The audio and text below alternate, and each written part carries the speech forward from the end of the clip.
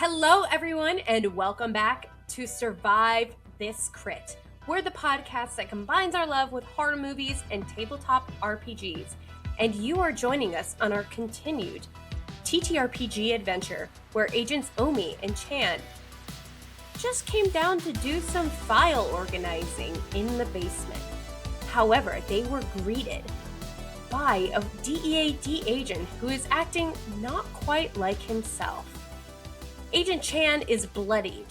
Agent Omi found a mysterious dagger and has appeared back through the bookshelf to watch this all unfold.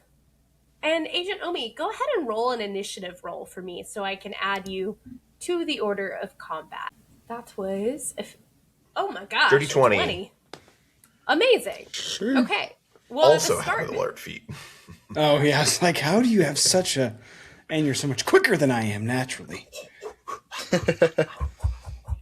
With the start of the initiative order, let's kick it off with Agent Omi, who stumbles into this room, seeing a D.E.A.D uniformed agent having just pointed a sword at Agent Chan, who appears to be extremely bloodied and frightened. So he'll get here and he'll say, "You'll need this," and he'll like whisper some things into the dragon vessel that he just got to activate it getting a healing potion. Ooh. Once per day, he'll speak the command word, and in this instance, he'll say, "Fix my friend." And that'll it'll just go and fill up this vessel with a healing potion, and that's a bonus action. For his action, he's going to he's gonna start dancing, and he's playing his tauntauns as well. And he's going to sing a song towards Chan here, and he's going to cast Healing for 8 points of healing. Okay, so let's what's go. the song that you sing? Can you give us like a lick? Yeah. Baby boy, you can't lose from death. Baby boy, don't lose from death. He's gonna say, "You're not gonna lose from death." From the hit single of "Child of Destiny," and he's gonna sing that at you. Amazing. 10 out of 10. Take inspiration, you know. Oh, brother! Oh, my puns have worked out. All right, Agent Chan, you feel a resurgence of life spring back into your body where you're not but bloodied anymore. You feel a slight cauterizing over the open wounds. You do have the frightened condition though, so you do need to roll at disadvantage if you're going to attack. That is correct. If I was going to roll an attack, I would have to roll it at disadvantage. However, wait, also, doesn't your sanctuary disappear now because I hit you? Or because you took damage? No, it only disappears if I deal damage or if I cast a spell. Which, funny you should mention, Chan's going to be looking at Omi. Thanks for the assist. Don't worry about me. And he's going to hold up this bottle that has a storm brewing inside of it. And he says, "I don't know what this does, so I call this plausible deniability." And he's going to level the bottle at Rob, and he's just going to uncork it. I love it. Okay, I will read the description for this. So, beautiful. You aim this bottle, you open the cork, and you point it at any direction, which empties it. A thunderous streak of lightning streaks out 60 feet long and 5 feet wide. Any creature in line must make a DC dexterity save, taking 4d6 lightning damage on a failure or half as much on a success. A creature has disadvantage on this save if it is soaked or wearing metal. Oh, is Rob wearing metal Yes, right now? I'm wearing metal. Oh, no. This is also known as lightning in a bottle. So there is a streak of light that comes out of Agent Chan into Rob and goes way past him. Agent Rob, go ahead and roll a disadvantage. Well, Ooh. yeah. And let's see what your new modifier is. So you have a +4 on dexterity with your new modifier. So But a even 9. then, Yeah. you would have needed a 15. So go ahead, Agent Chan, and roll 4d6 lightning damage. Sheesh. Baby, you're like lightning in a bottle. 17 lightning. Straight to the chest. So, Agent Rob, you feel as a burst of light strip through your I have a core. question. Yes. Do I add the hit points of the possessed character Nope. to my own? Okay. You take the points as an organic being. Okay. You feel a rip Spoilers. of lightning crash through your mortal being. And you collapse prone on the ground. As your eyes are closing and your heartbeat is slowing down from the shock, you see a demented, smiling face crawl out of your chest and say, "Thanks for the ride, pal." And he crawls out of your lifeless being and shoves you to the side. At this point, you will be making death saves. And we're going to add this Thanks, guy to the bro. initiative. Side note, Agent Chan is horrified. Because I'm assuming if a streak of lightning probably punched a pretty gnarly hole in Agent Rob's chest. And Yeah. he was not expecting to shoot lightning. Yeah, not just shooting lightning, but downing now. As you look around this creature that has just appeared, you see the body of just a D.E.A.D agent on the ground. And Omi says, "Not the computers. I mean, Those computers are probably toast. Yeah, rad. Agent Rob, go ahead and make a death save. You could get a nat 20 here and be back up. Easy. that's I true." wasn't expecting you to just shoot it at him. I kind of love that. He came at me. I had 4 health. I was afraid. What was I supposed to do? With a 15, there's a fight to live. So you have passed your first death save. I love that. Okay. Next up, you see this creature that appears to be compiled of other bodies and ancient features is looming above you. A whopping 7 feet. And you see just boils and pustules flaring in its skin. Its smile stretches too wide for his face. And he cracks his neck, which sounds more like a thunderbolt. And he says, "My turn." He turns around and Rob's body, you see, uncontrolled, sits up. His neck turns all the way around from having fallen on his face, and the neck turns around and faces you, Agent Chan. And blood just starts spewing out of his mouth, shooting out toward you. Go ahead and give me a wisdom saving throw. Wisdom saving throw. All right. That's Yeah, a flat that's 10. That's a flat 10. You have the frightened Passes, right? condition. I already have the frightened condition. Can we double the frightened condition? No, but it was going to go away at the end of this turn, so if it lasts even longer, then... Yeah, so this frightened condition lasts for the next minute. You can repeat the saving throw at the end of each turn, but this is a minute long. And he says, "The fun is just beginning." And you feel a drop, like a moisture drop on you. Do you look up? I think because I am afraid, I think no, I do not look up. I think I just stand there, frozen in fear. So droplets of red liquid are now dripping onto your face.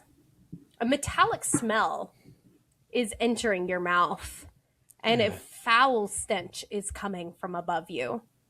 Go ahead and roll 1d4 for psychic damage for me. 3. You will take 3 psychic damage. Agent Omi, what are you doing? What am I doing? I see this guy kind of splayed on the ground now, and this being, is this thing corporeal? Is it floating? Is it like touching the ground? What's it look like? Touching the ground. It is about 7 feet tall, and it appears to be made of a mangled mess of a variety of human bodies. There are pieces that don't match, and the skin on him is stretched to the point where he's got breaks and creases in the skin that reveal muscle and blood vessels underneath. Omi goes, "Whoa! What is that? Does this guy look familiar to you?" And I'll point to the guy on the ground as I'm walking up, and I hand him the dragon vessel. Oh, that's so nice. Object interaction. Chan, that's to you. Are you asking the creature if you recognize him, or are you asking Agent Chan? Yeah, I'm asking Agent Chan if the body on the floor that we just zapped looks recognizable. Agent Chan, give me a history check. I was gonna say I don't know that. Oh well, that would be a nat 20 for 23. One of your previous forms, one of your previous clones, perhaps has worked with this agent in the field. I'm getting a little recall. I didn't recognize him when he was trying to chop me in half, but now that I see him on the ground, that looks way more familiar to me. I'm pretty sure I've worked with him in the field before, and he may have also gone down then. I can't remember. But probably yes. He looks, I don't know, sitting there he looks a little pathetic, but I believe in him. He can get up. He could do this. Only pathetic because he got shot with a lightning bolt in the chest. Okay. Good enough for me. And he'll use the rest of his movement to go, and we'll do like a little triangle here. I like that. And then in Rob, in your mind of minds, you hear Child of Destiny, lose from death. And he's going to cast another healing word for 10 points of healing. Oh, yeah, baby. Rob, he says, you better be right, Chan. You hear music in your head, and you feel a burst of life breathe back into you. And if your neck seems to be in some pain, and you taste metallic in your mouth. Can you keep up, baby boy, to lose from death, baby boy, to lose from... What is that? Looking in front of you, you see an abomination that God or devils would not make themselves. Whoa, why are you describing me like that? That's kind of rude. The creature looks back toward you, seeing that you're up, and is slightly surprised, realizing that he's now surrounded on all sides. Agent Omi, is there anything else you would like to do with your turn? I think that, as I also hand Chan this beverage, I'm also going to give him another bardic. Is that a bonus for you? It is, right? Yeah, because bard. Yes, it's a bonus action. Mm-hmm. I love that. Look at you. You're acting like a cleric. That's crazy. Agent Chan, you have been given a vessel of stuff. I think facing this giant monstrosity of a thing is stressing Agent Chan out. He gets handed something that seems very important. He's very afraid, and I think he's just muttering to himself, I can't do this. I can't do this. I can't do this. We're going to die. And then he looks up and he sees Agent Rob come to and sit up, not dead. And I think he stops and goes, I can do this. And then looks at this giant creature and goes, we can do this. And he's going to cast heroism on himself to end the frightened condition and give himself 4 temporary HP. as an action. And then as a bonus action, he's going to look over to Agent Rob and he's going to go, "You can do this." And he's going to give Agent Rob a bardic inspiration. Bardics all around. And and he's going to try to back up a little cautiously to the corner and go, "Oh, we could do this." I don't have a disengage action to use because I cast heroism. So I am probably provoking. I'm provoking an opportunity attack. And did you do anything with that vessel you were given? Not yet, because I believe I'll have to use an action to drink it. I'm still holding it. Amazing. Safely. Go ahead and make a charisma saving throw. Okay, so he does approach you. He tries to do something and it fails, which is upsetting because now you, as a result, just so you know, above table, you are immune to being possessed for 24 hours. I am? Yeah. Because he failed? Tried to do it. Because he failed. Because he had just attempted to possess you and that didn't work. Yes, we can. Our entire group. You can possess me? Oh, not so sure, Condren, whatever your name is. Si se puede. Nah, never gonna get no this. me gusta. I love mocking. That's amazing. Agent Rob, what are you doing? You see that this entity, this beast, this creature has approached Agent Chan with fervor and intent, but stops slightly short, as if there's an invisible wall, as Agent Chan is wagging his fingers saying, no, you can't go in me. Do I remember what just happened? Or am I, like, completely lost and I don't know who's attacking who? Give me a history check. And that'll just be a bonus. I'm not having you do that as your action, but that's a good question. With an 18. You remember hearing a voice in that room that you were in all alone asking to be released. And you were like, release me and I'll release you. And then you remember hearing footsteps above you, and you remember hearing a reading from a book from the room above you, and that's it. And now you've just appeared into this room. Why would you release this monster? Just into the room. Does it sound like the same voice that told us to release him? Yeah. Omi's like, hey, you. I believe we were following orders. Are you trying to get me killed?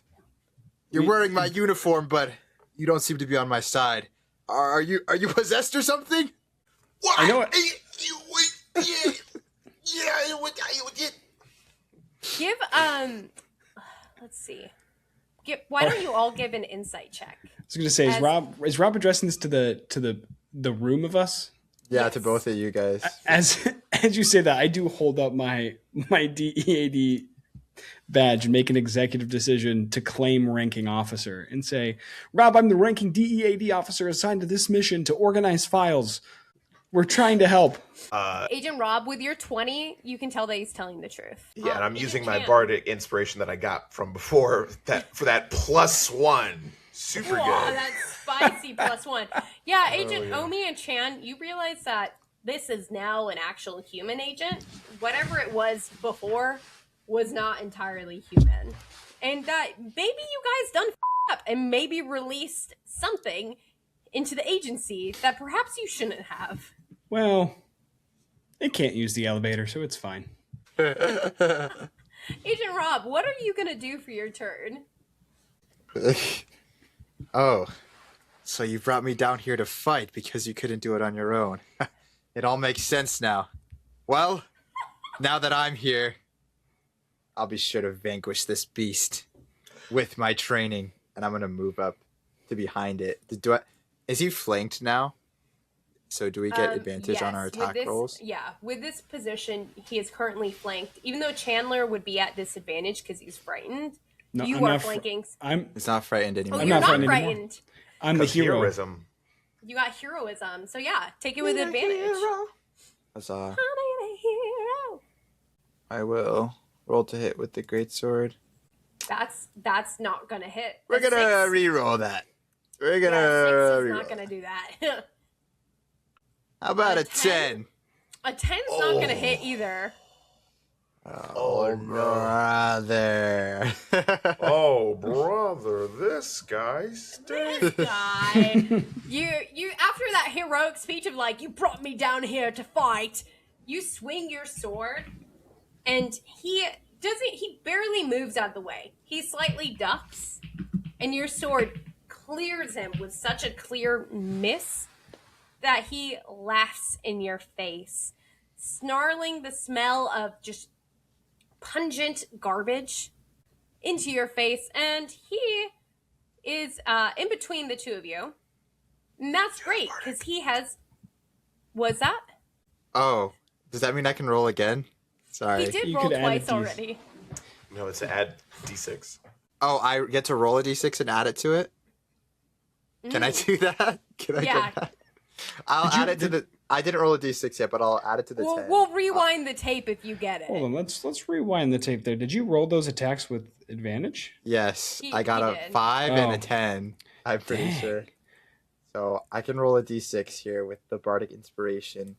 Does a 12 hit? Or a 13? 13. A 13 does not hit. God! Oh, we tried. We tried. We made an attempt.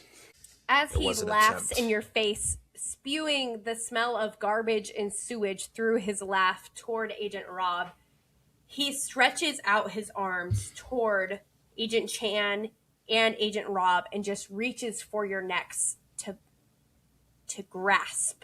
And he's gonna attack you guys. I was trying to get away from him, but he just followed me over here.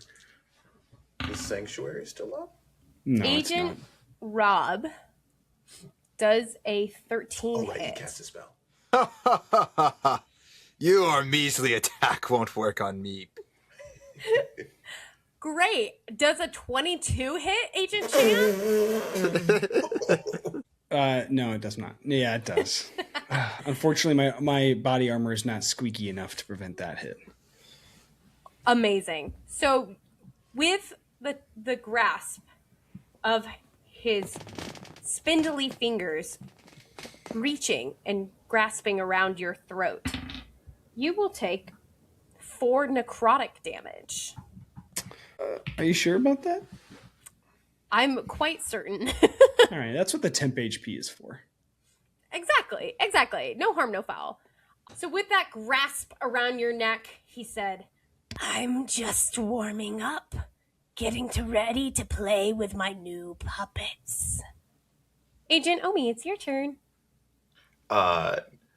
Hearing Rob say that we released this thing, Omi's going to immediately search for the Book of Flesh. See if it's back in the place. That's a good idea. See, that's why we bring you, Agent Omi. Give me, so do you remember where it was? If When we you- dropped it right where we summoned it, yes. I then went to the bookshelf and left. So I don't know if it's in the same place, but I would like to look for it.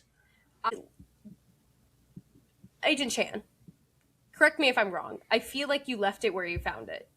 Is that correct? You Or know, do you have it on you? this was a long time ago since this happened. It's been a whole hour.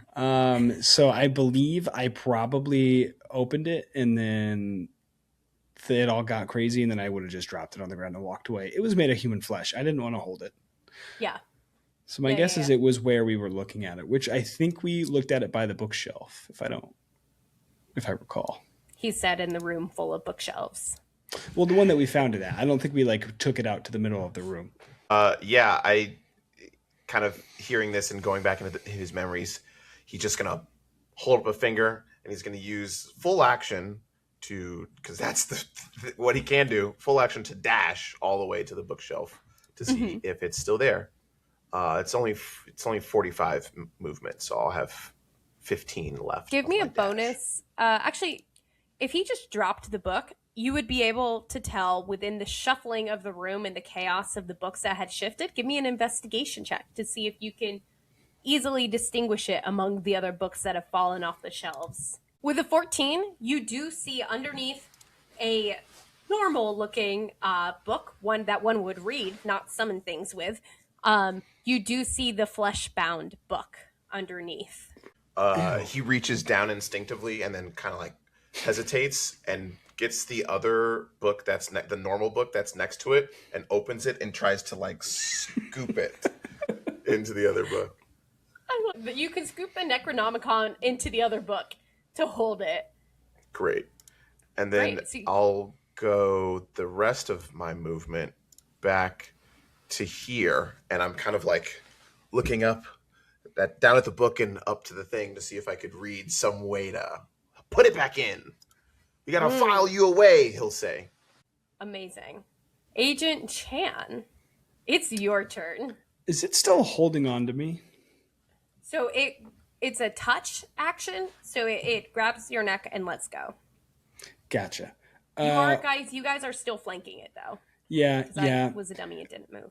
Yeah, so I tried to get away the first time and it just followed me and I didn't like that. So I'm just gonna count my blessings.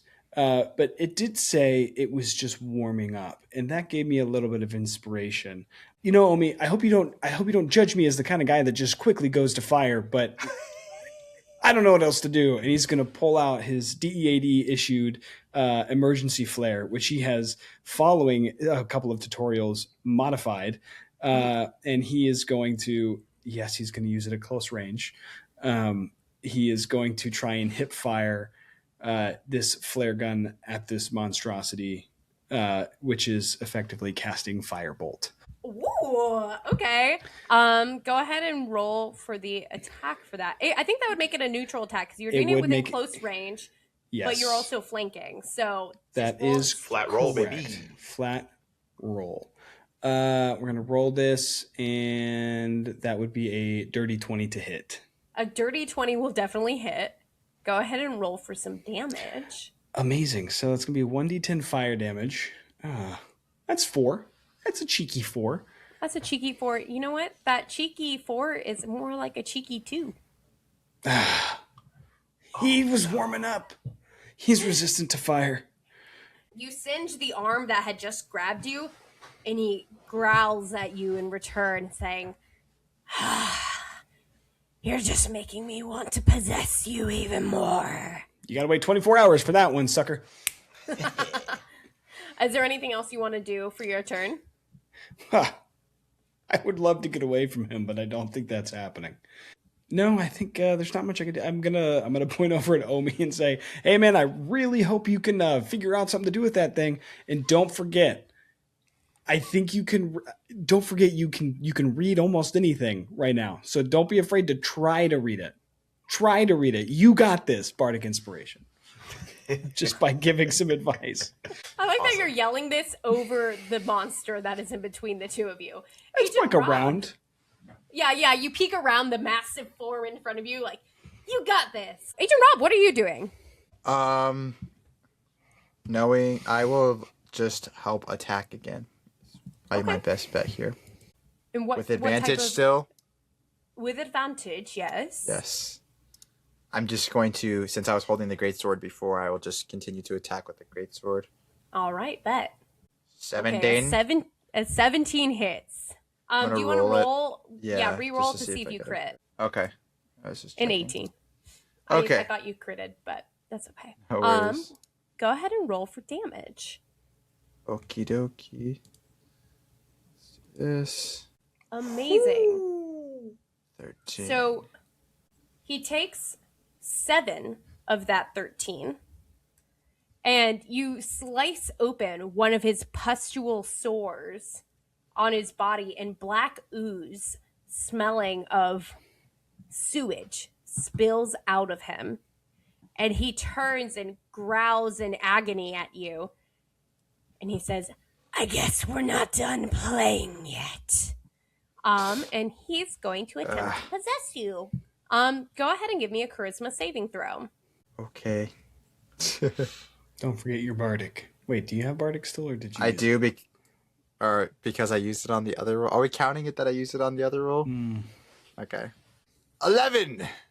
11. You feel the ice cold rush through your veins once again. And you feel a mind enter this space that is not your own. And you, once again, are an entity that is not yourself. Where was I? And the beast disappears from view, and you just see Agent Rob with his sword. Hey everyone, thanks for joining us for this episode of Survive This Crit. Make sure to come back next Friday to find out what happens in our Evil Dead inspired horror TTRPG. Bye!